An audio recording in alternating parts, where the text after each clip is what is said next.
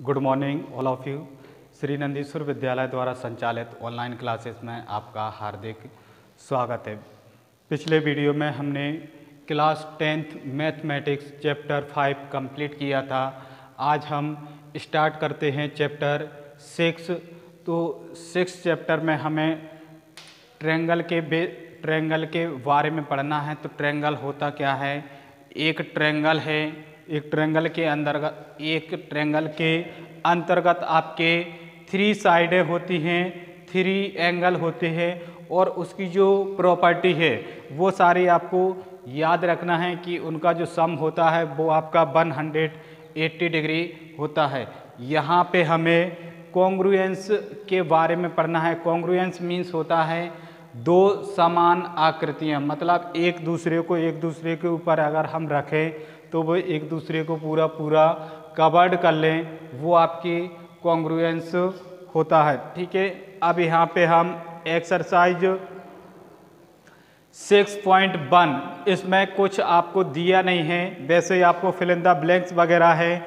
Us all circle are congruence और similar, इसमें लिखा है कि सारे सर्किल जो होते हैं वो कॉन्ग्रुएंस होते हैं या फिर सिमिलर होते हैं। तो इसमें कॉन्ग्रुएंस है। All square are similar congruence, तो ये भी आपका कॉन्ग्रुएंस रहेगा। उसके बाद है ऑल ट्रायंगल आर सिमिलर, तो सभी ट्रायंगल आपके सिमिलर रहते हैं। कौन सा? आइसोस्केल और इक्विलेटर, इनमें आपको दिया हुआ है कौन सा आपका कॉन्ग्रुएंस रहेगा, तो इनको आप पढ़ लेना। उसके बाद आपके लिए ये जो कॉन्ग्रुएंस के लिए रहता है कि उसके जो संगत कोण हैं वो बराबर होना चाहिए और उसकी जो भुजाएं हैं वो आपकी अनुपातिक होना चाहिए।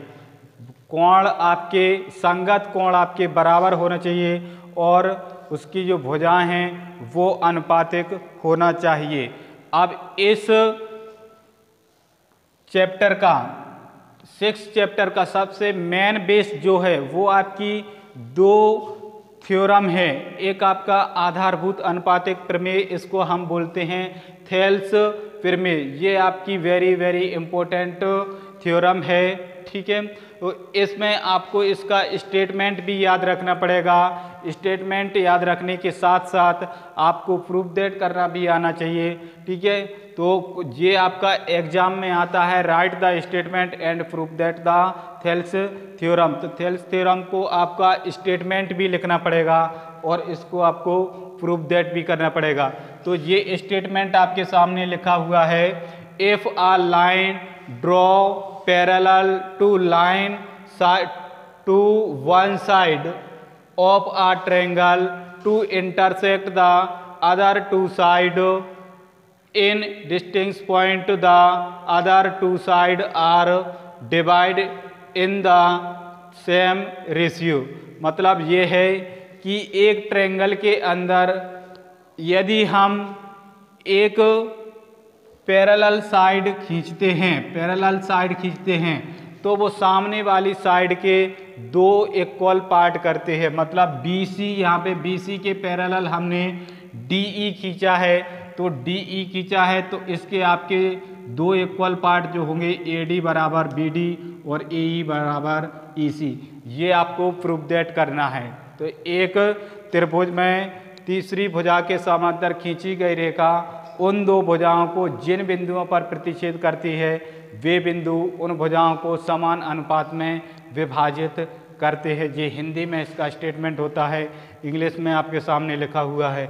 अब इसमें हम सबसे पहले गिवन में आप लिखेंगे ABC एक ट्रायंगल है वेयर DE पैरेलल BC, जिसमें आपको BC के पैरेलल एक DE दिया हुआ है और प्रूफ दैट आपको करना है AD बटे VD और AE बटे EC।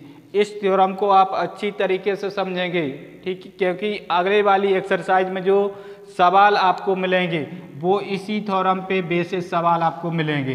तो ये आपको प्रूफ दैट करना है। अब इसमें हमें कुछ कंस्ट्रक्शन करना पड़ेगा, कुछ रचना करना पड़ेगी। तो इसमें हम कंस्ट्रक्शन करते हैं। Construction join BE and CD। BE और सी डी को हमने ज्वाइन किया and draw D M perpendicular अपने ए सी और E N perpendicular A B.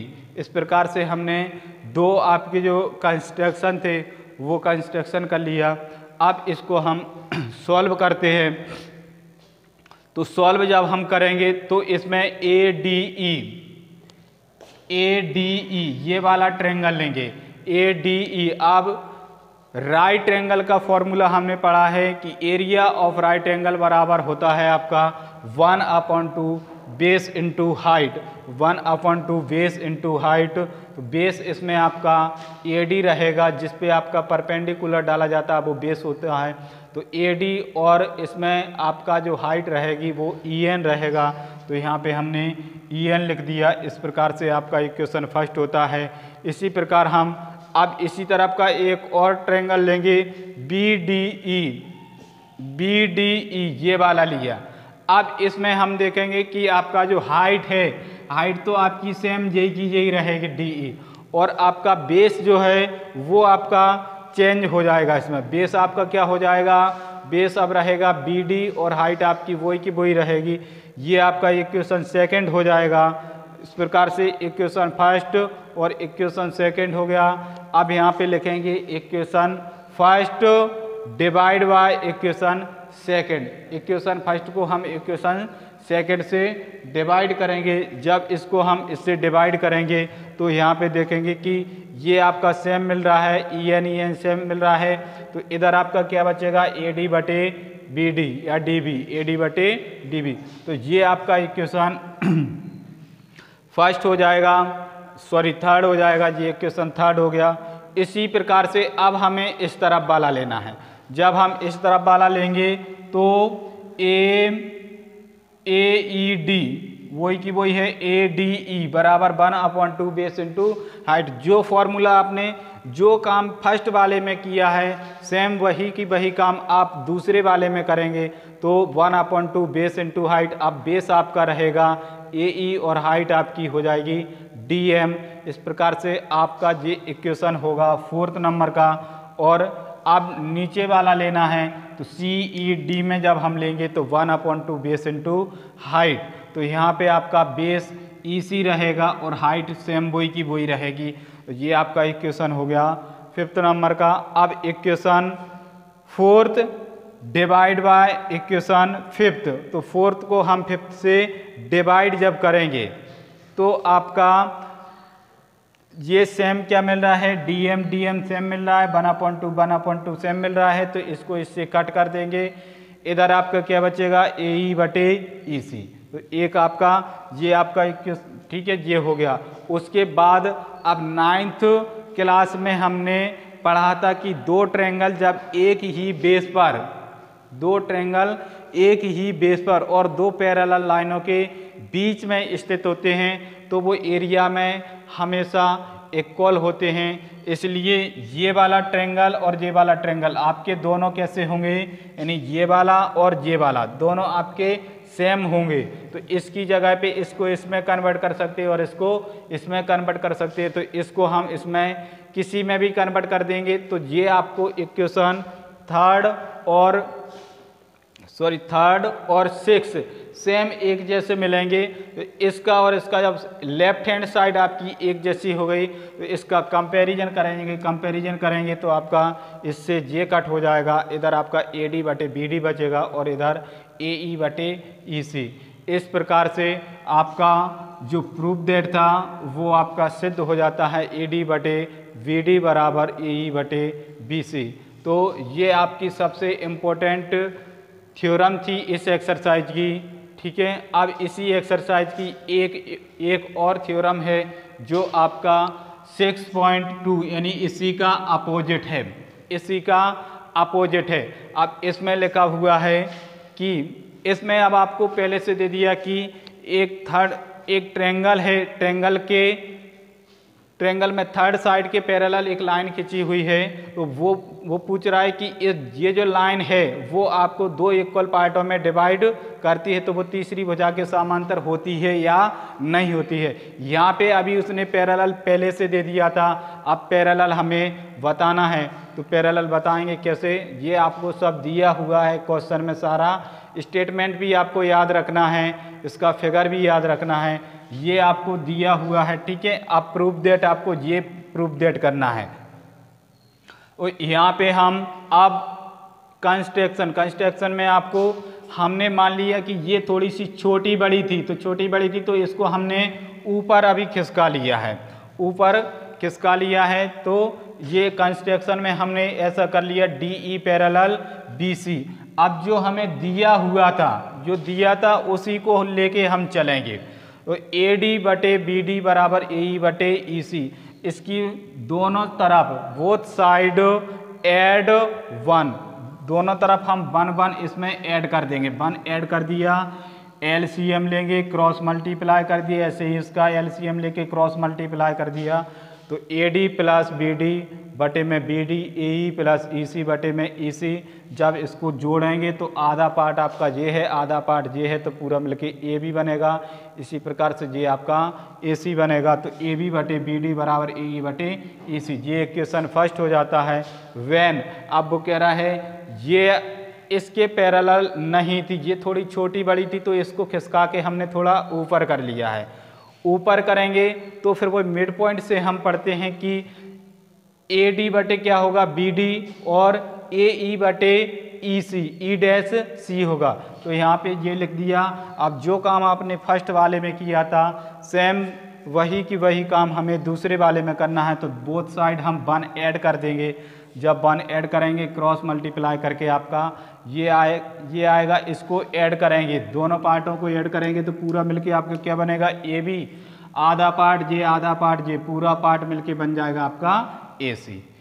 इस प्रकार से AB बटे ये आपका AB बटे BD और AC बटे E डैश E, ये आपका आ जाएगा। अब इक्वेशन फर्स्ट और सेकंड का हम कंपैरिजन करेंगे। कंपैरिजन क्योंकि इसकी जो लेफ्ट हैंड साइड है वो आपकी इक्वल आ गई, और इसका जब हम कंपैरिजन करेंगे तो इससे लेफ्ट हैंड साइड से लेफ्ट हैंड साइड कट जाएगा।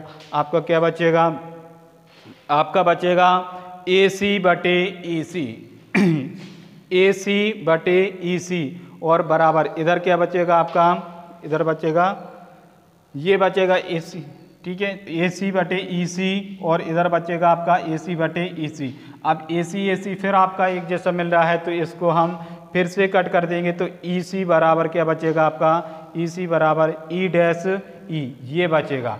अब देखो EC ये लिखा है और यहाँ पे लिखा है E डैश E, मतलब ये इसके बराबर है और ये इसके बराबर है।